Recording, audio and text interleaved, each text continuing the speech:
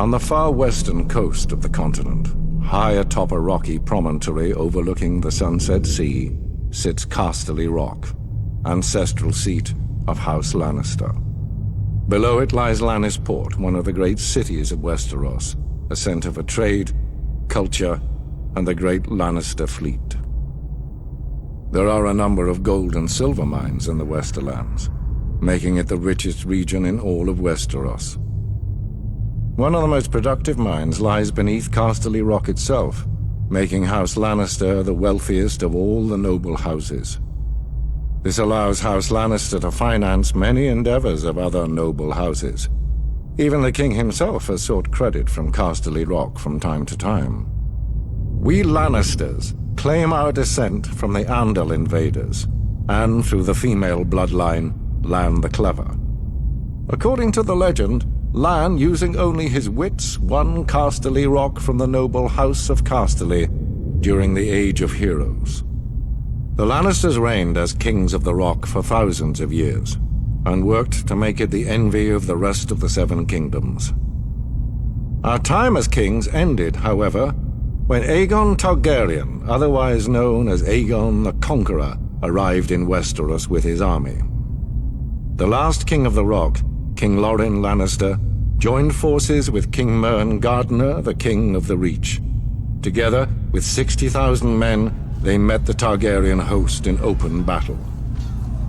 History tells us that Aegon unleashed all 3 of his dragons, slaughtering 4,000 men at what came to be known as the Field of Fire.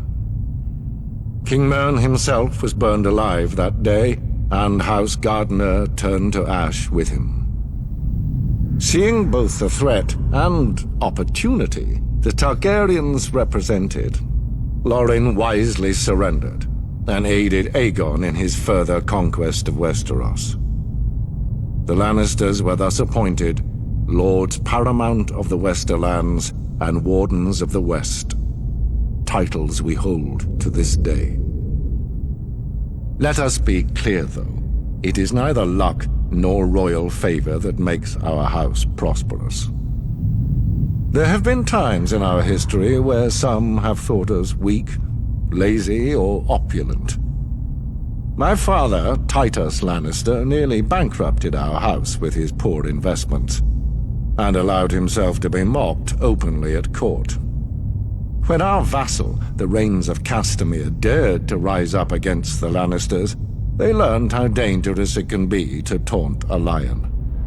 I, Tywin Lannister, led the assault on Castamere to put down this rebellion. I made an example of them, to anyone who doubts our might. They even made a quaint song about the fates of the Rains of Castamere. Sadly, there are no Rains left to hear it. Today, the Golden Lion of Lannister is rightly admired and feared throughout the Seven Kingdoms. Our words are, "Hear me roar." But there are other words that should be remembered when crossing a lion of Casterly Rock.